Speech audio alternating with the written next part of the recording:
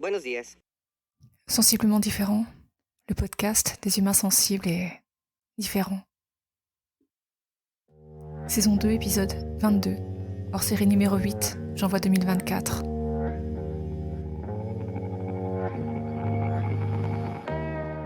Salut et bienvenue dans ce nouvel épisode de Sensiblement différent, hors série spéciale janvier 2024.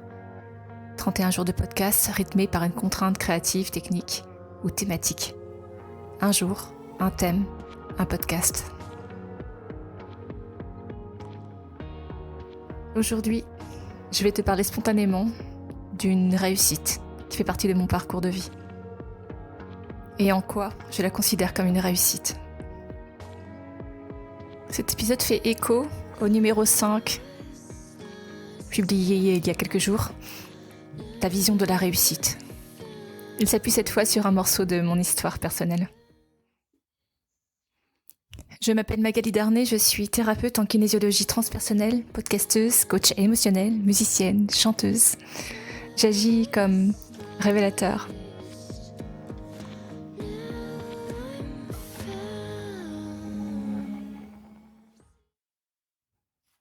L'histoire se passe en 2018. Pour te remettre dans le contexte, je suis enseignante, professeure des écoles, en train de chercher en fait comment faire évoluer ma carrière parce que je sens que je suis à l'étroit dans un fonctionnement qui peut générer des émotions fortes, en tout cas vraiment un sentiment profond de pas être à ma juste place, même si je kiffe par-dessus tout ce que je partage avec les gamins. Et même si je dois reconnaître qu'aujourd'hui, je ne serai jamais celle que je suis, ou du moins, j'aurais jamais pu acquérir la posture de thérapeute telle que je la définis, sans cette incroyable aventure avec les enfants. Réellement, je dis souvent qu'ils sont des maîtres et ils m'ont élevée à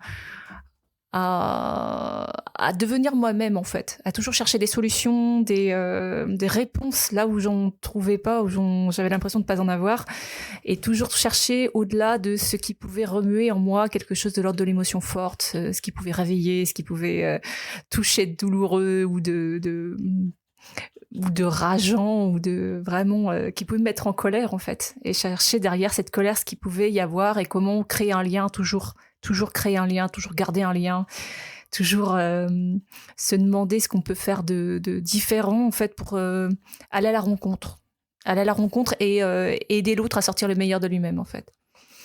Donc je suis dans ce contexte-là, et puis je me demande en fait comment faire évoluer mon petit monde et mon petit univers, et je suis dans l'idée que ça peut être chouette pour moi de devenir enseignant dans le second degré, notamment en lettres modernes, parce que ça me paraît être une matière où je peux créer, en fait, où je peux créer et être m'éclater quoi.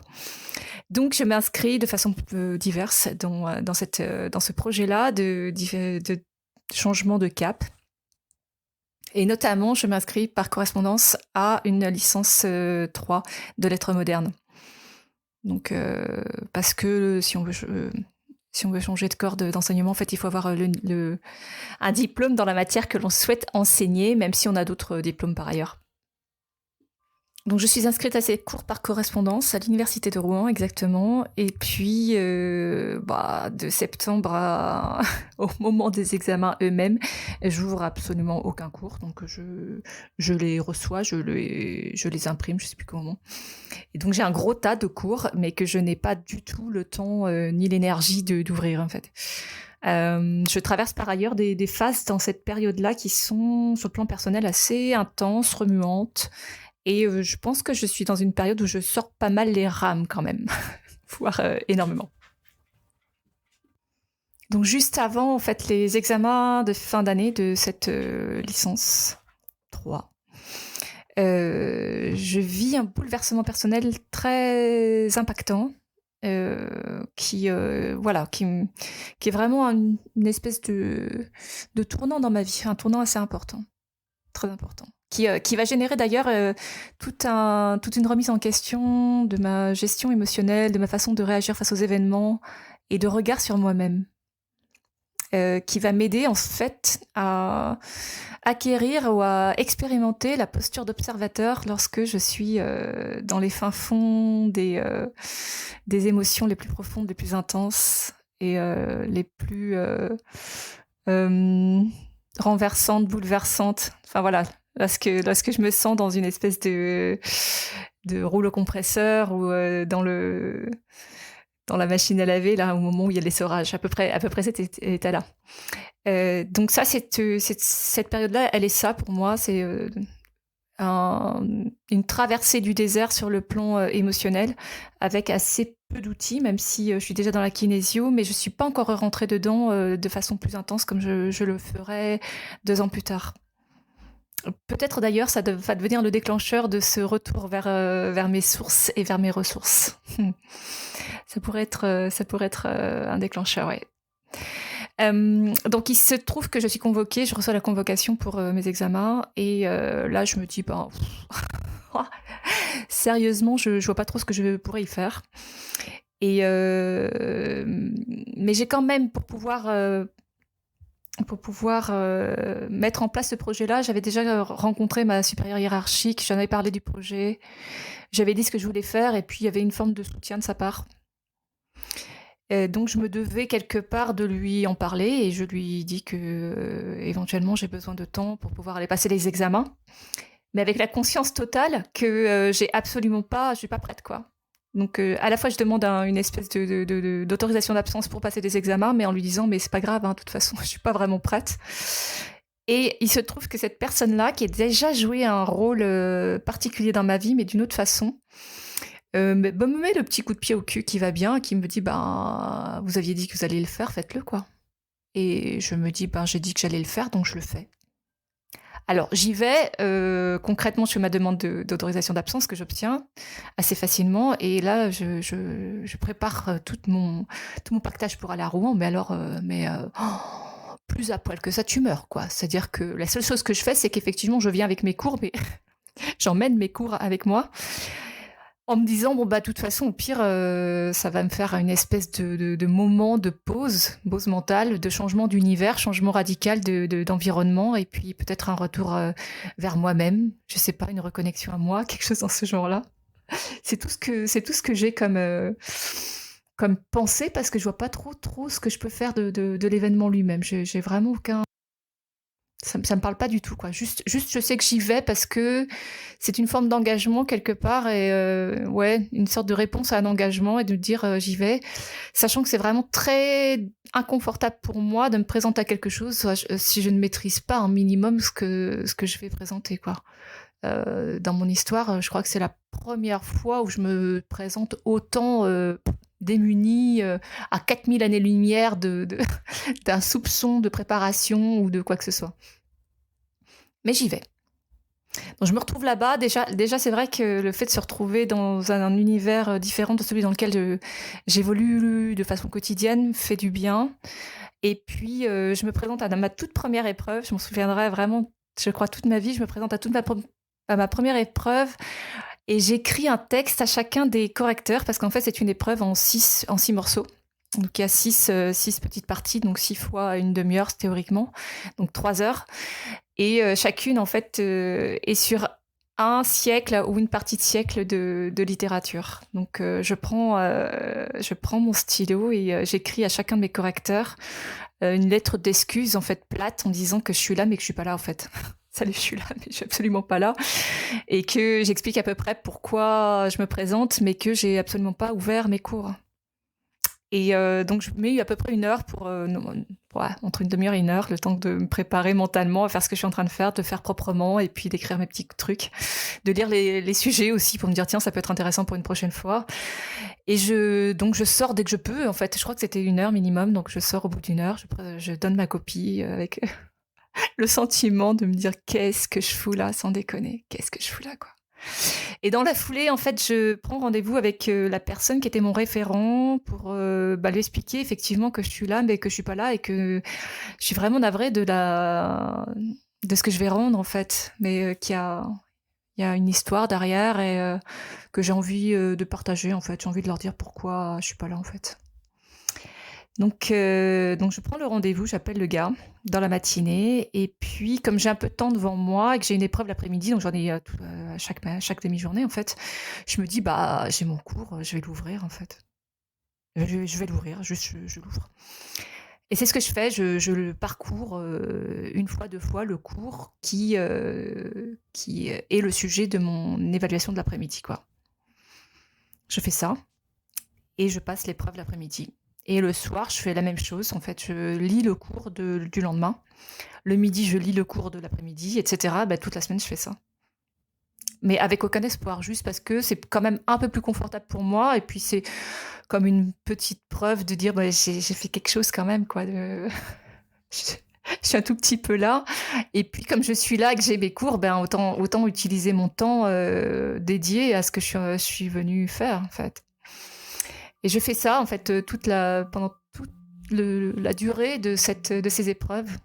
Il me semble que ça dure 10 jours, quelque chose comme ça. Et puis voilà, en fait, je rends mes épreuves, je rends mes évaluations et je repars chez moi sans attendre de quoi que ce soit, sans espoir de quoi que ce soit. Mais par contre, ce que je dois dire quand même, c'est que lorsque je lis mes cours, je suis extrêmement concentrée.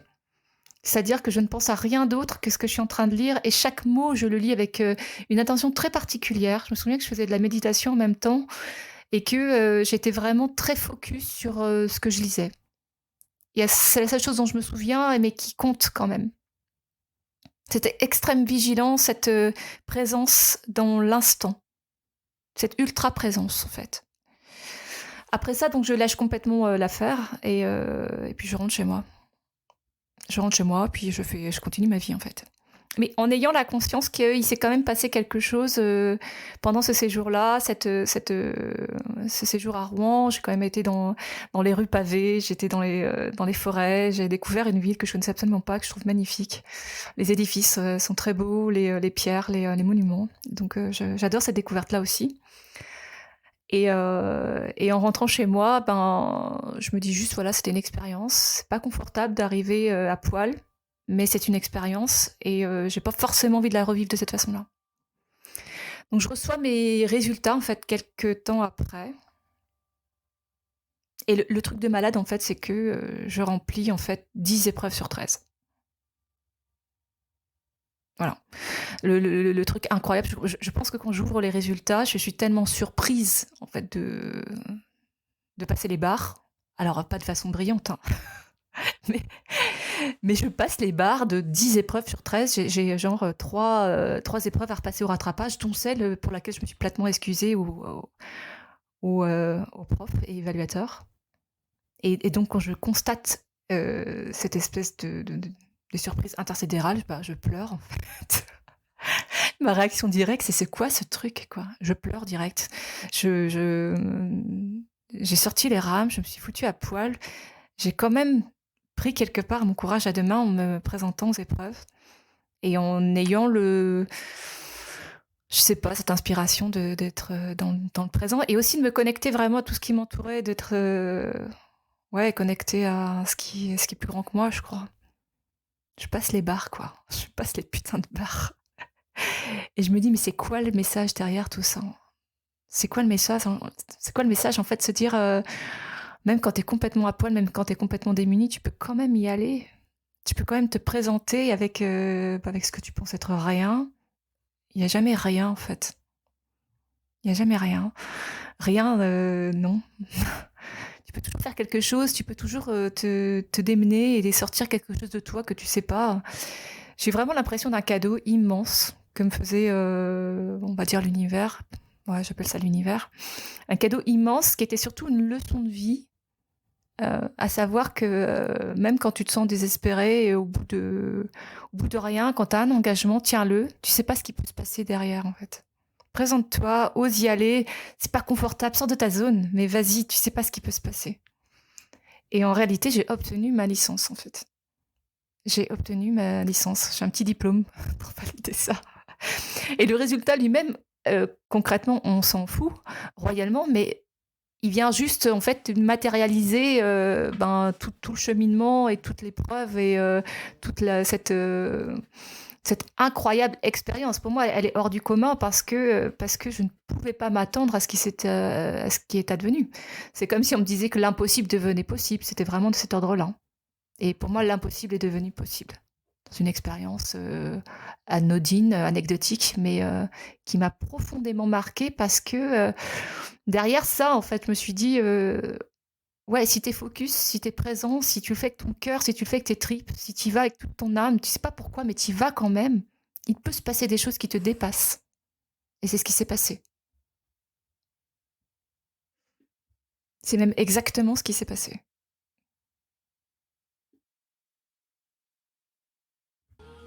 Et toi, est-ce que ça t'est déjà arrivé de vivre une expérience hors du commun qui t'a bouleversé au point de t'interroger sur tes fondements de croyances, sur ce que tu croyais possible et ce qui s'est avéré devenir possible? Est-ce que ça te parle? Est-ce que tu as un témoignage à partager là-dessus? N'hésite pas, contacte-moi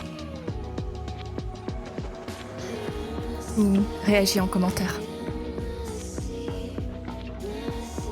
Tu as aimé cet épisode? Le prochain, c'est déjà demain. Et demain, on va toucher un sujet un peu délicat.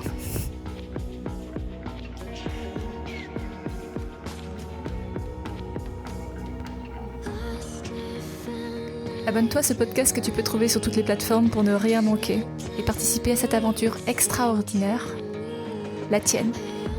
Tu peux choisir d'être simple auditeur ou de devenir acteur. Alors n'hésite pas, commente, like, partage et rejoins la communauté de Sensiblement Différents.